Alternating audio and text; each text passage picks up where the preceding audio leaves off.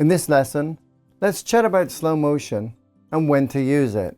First off, you can really overuse slow motion, trying to make your videos look cinematic. You can easily fall into that trap of making every clip slow motion. So you need to vary your clips to keep the story interesting for the viewer. For instance, 24, 25 and 30 frames are for real-time movement, and this gives you the feeling of real movement and speed and shows you what's happening in real time. And then 60 frames would be for fast elements like someone running, and it's also great for B-roll where you know you're going to slow it down to say 50%. So 100 or 120 frames per second is a very fast moving things and elements like rain, water, smoke, and that takes the footage and slows it down to emphasize a certain point in the video or the story. It also has less motion blur because of the faster shutter speeds, and you get things like water droplets and things like that are more clear.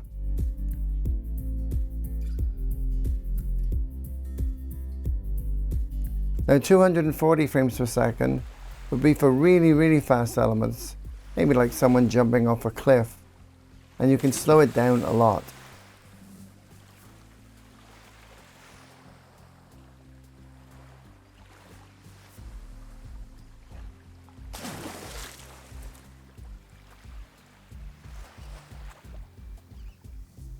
The Pocket can shoot in the following rates.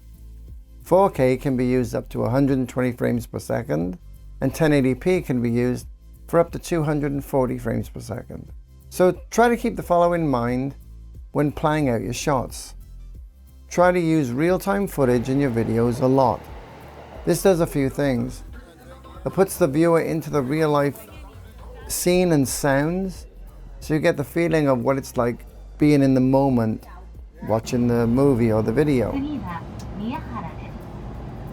Seeing and feeling the characters and the story or place, and hearing the sounds and voices of the footage being filmed. It puts you there so you get a good understanding of what's going on. Whereas in slow motion, everything has that dreamy feel to it, like you're watching from a distance or outside of the dimension. Remember, when you shoot in slow motion mode, there's no sound. So remember to capture ambient sounds of where you're filming so that they can be used in post later on in sound design. In a lot of travel videos especially, people tend to have everything in slow motion, trying to get that cinematic feel. And this doesn't give us a feeling for the characters or places that's being shown. It does create a dreamy, unreal experience for the viewer, but it doesn't tell us anything about the story. Using normal speed video helps immerse us in the place or character of the place and helps us build a story for the viewer.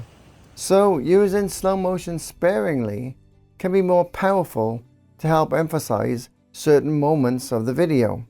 Wedding videographers do this all the time to capture those special moments throughout the day.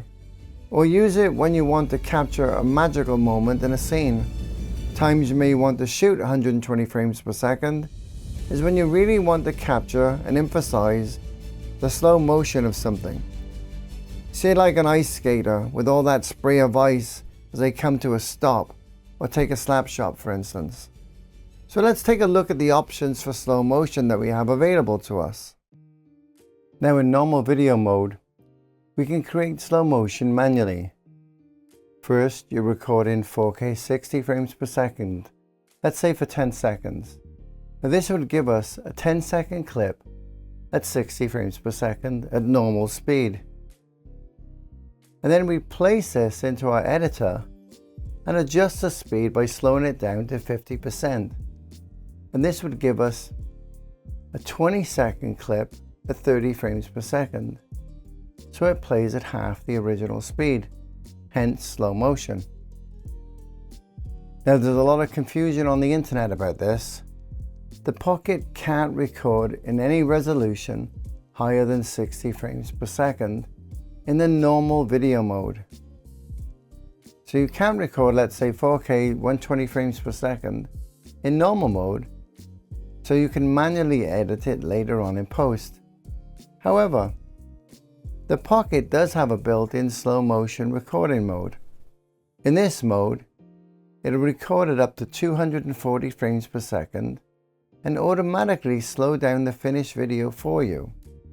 So for example, in slow motion, let's say we choose 4K and 4x 120. Let's say we shoot another 10-second clip.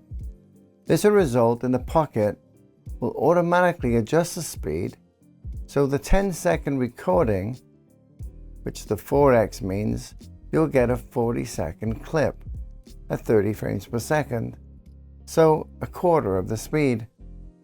Now for people who shoot at 25 frames per second normally in Europe and places like that, you'd choose 4x 100. In the same example, your recorded 10-second clip will result in a 40-second slowed down clip at 25 frames per second, again at a quarter speed. Now for people that shoot in 24 frames per second, there's no setting for this currently on the Pocket. However, what you can do is shoot in the 4x 120 mode, and this will result in a clip at 30 frames per second. Then simply put this into your editor and slow it down by 20%. So in your editor, slow it down to 80% speed, and that'll match your 24p timeline.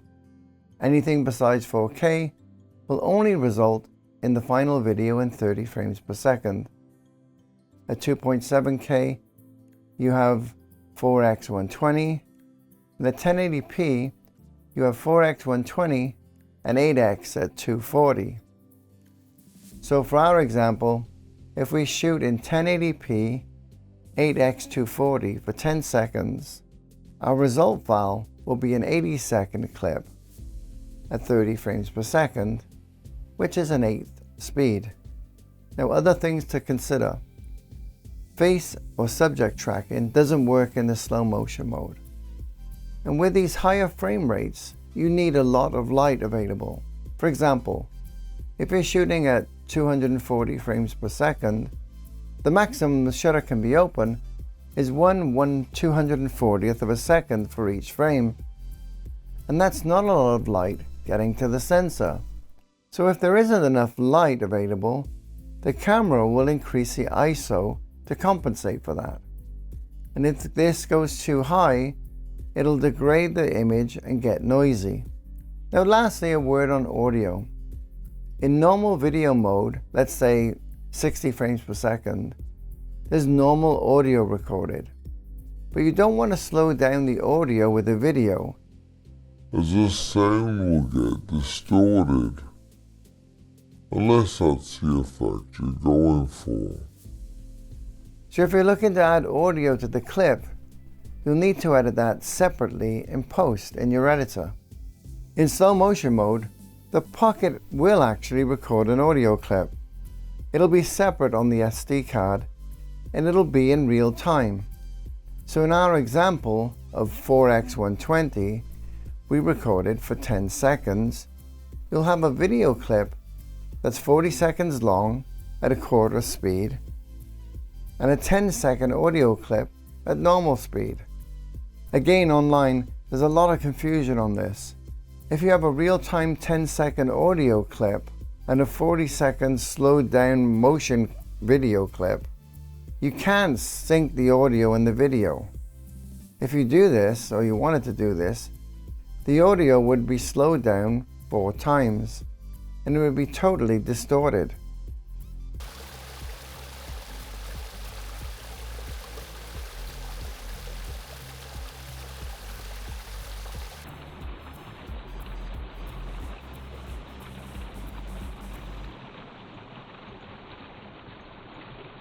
However, what you could do is use parts of it, like ambient sound, and repeat sections and do this in post over the clip if needed.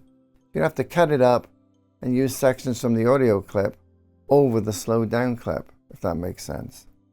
Okay, let's go out and shoot some slow motion clips.